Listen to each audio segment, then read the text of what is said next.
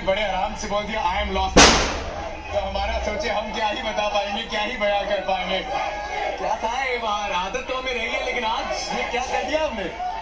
मुझे एक्चुअली समझ नहीं आ रहा है कि मैं इसको एक्सप्लेन कैसे करूं। और थोड़ा प्रैक्टिकल चीज़ों के बारे में अगर बात कर लूं तो ऑनेस्टली सिचुएशन बहुत ही ज़्यादा जब हार्दिक केम टू बैट, तो I was just going through the innings. I was like ठीक है यार, स्ट्राइक रोटेट करेंगे, hit a odd boundary here and there, but फिर हार्दिक केप्ट टेलिंग मी हो जाएगा, फिर बैट डीप हो जाएगा।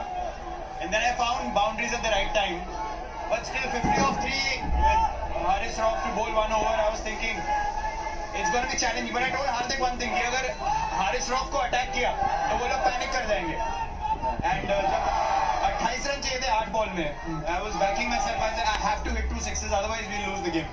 There is no chance कि हम जीतेंगे अगर मैंने 2 छक्के नहीं मारे। तो छक्के नहीं उसमें तो आ रहे हैं, मतलब वो छक्के तो स्तब्ध थे सारे, उन पे आएंगे। लेकिन वो जो ड्रिंक्स था इरफान, वो 10वें 11वें ओवर के बाद उसके बाद लगा, वो 12वें ओवर से टैक्टिक थोड़ी बदली, तो वहां क्या बातचीत हुई थी जब गियर शिफ्ट करे। नहीं एक्चुअली मैं सरप्राइज हो गया था जब मैं गया बाहर, क्योंकि विकेट्स स्टार्टेड फॉलिंग, फिर अक्सर रन आउट हो गया, तो मुझे लग रहा था कि यार सिचुएशन खराब से खराब होती जा रही है। बट फिर जब हार्दिक आए तो then I told him single लेते हैं, स्ट्राइक रोटेट करेंगे, let's go deep in the game, देखते हैं क्या होता है। कभी ना कभी प्रेशर डालने का मौका तो आएगा, और जब वो मौका आया तो फिर शाहीन, मुझे ऐसा लग रहा था कि 100% शाहीन नहीं थे, तो मुझे लग रहा था कि उनके मेन बॉलरों में से वो भी हैं, अगर उनको अटैक करेंगे तो हार्दिक का फोकस तो नवाज की बॉलिंग पे था कि मैं उसको छक्के मार सकता हूँ, एंड वी न्यू कि वो लास्ट ओवर ही डलवाएंगे, उससे पहले गेम खत्म करने देखेंगे। मुझे हारिस के बारे में बात करनी है, मुझे वो ओवर जो शाहीन से आफरीदी उसके बारे में बात करनी है, लेकिन ये इमोशन, विराट आपने बहुत शतक लगाया, आप लेजेंड, लेकिन ये इमोशन ये हमेशा नहीं देखने को मिलते, क्या मायने रखता है आपके लिए? मतलब मैं ये बोल रहा हूँ कि ये सब जो हुए मुझे समझ ही नहीं आया कि हुआ क्या है, मतलब ये मुझे बार बार देखना पड़ेगा बाद में। मुझे सिर्फ ये क्योंकि इमोशंस की बात कर रहे हैं, क्या सही था कि इनसे 1-2 बॉल पहले आपने ड्रेसिंग रूम और डगआउट पर इशारा किया था कि शांत रहना, जब जीतने वाले थे हम थोड़ा शांत रहना। हाँ, क्योंकि जब आपको 15-16 रन की रन रेट चाहिए और 2 बॉल में 2 रन आ जाए तो लोग शायद रिलैक्स या ओवर एक्साइटेड भी हो सकते हैं कि बन गए, फिर एक डीके रन आउट हो गए या स्टंपिंग हो गया। बट फिर ऐश को मैंने बोला कि कवर्स के ऊपर मारने देखना, लेकिन ऐश ने अपना दिमाग के ऊपर एक्स्ट्रा दिमाग लगाया, और मतलब that was a very brave thing to came inside the line, wide करवा दी। उसके बाद तो सिचुएशन यही रहेगी कि गैप में गई तो हम जीत जाएंगे। आपकी वोट हारिस राउफ का सामने विराट, व्हाट इज दैट? मतलब 150 में गेंदबाजी कोई कर रहा है, वो हार्ड लाइन डाल रहा है और आप सामने मारो, वो पूरे टूर्नामेंट का सबसे बेहतरीन शॉट है। क्या सोचिए, प्लीज एक्सप्लेन करिए प्लीज। तो मुझे समझ ही नहीं आ रहा कि मतलब मैं उसको एक्सप्लेन कैसे करूं।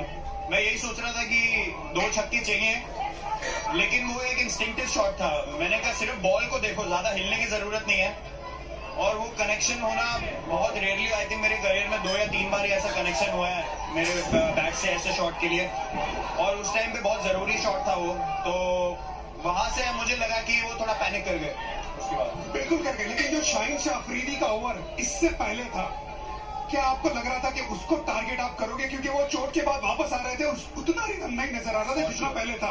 वो पहला जो उन्होंने स्लोअर बाउंसर मारा, जब वो ऑलमोस्ट छक्का हो गया, तो मुझे लगा कि अब वो प्रेशर में है, क्योंकि यहाँ पे स्लोअर बाउंड्रीज बने हैं, बैक ऑफ लेंथ बॉलिंग में बॉलर ऊपर होता है, तो अगर वो बीट हो जाओ आप तो गेम अलग है। अगर उसमें चौका लग जाए और वो कंधे के ऊपर भी हो गई बॉल, तब तो मुझे पता था कि अब उसके पास ऑप्शन नहीं बचे, या तो मेरे को यॉर्कर मारेगा या फिर स्लोअर बॉल डालने देखेगा। तो एक यॉर्कर कवर के ऊपर चौका हो गया, फिर लास्ट बॉल एक्चुअली मैं स्टांस में था और मैं देख रहा था उसको, वो रनअप पे रेडी था, तो हार्दिक मुझे इधर से बोल रहा है कि वो डालेगा छोटा, तो I just glanced at him once, और फिर मैं रेडी हो गया। मतलब ऑब्वियसली होने दिया हमने, उसने भी थोड़ा मेरे को इशारा किया कि शायद पीछे डालेगा, तो मैं रेडी था फाइन लेग के ऊपर मारने के लिए। वाह, क्या ये विराट कोहली की सबसे बेहतरीन इनिंग है? क्या ये विराट कोहली की सबसे बेहतरीन इनिंग है या नहीं? विराट बताइए।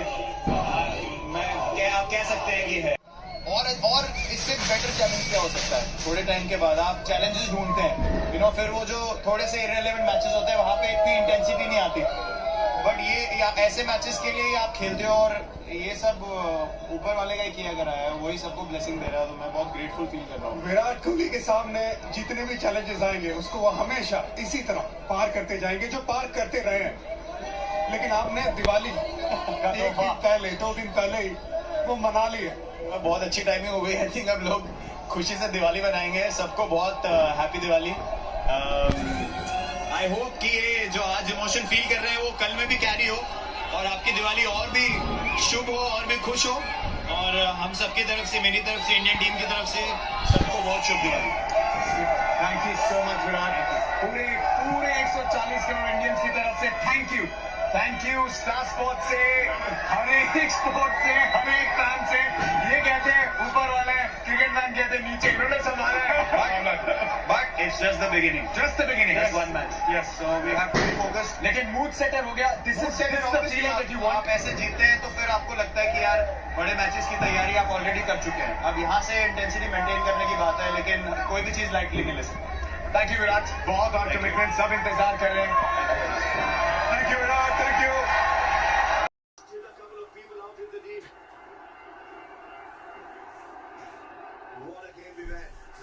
What a game.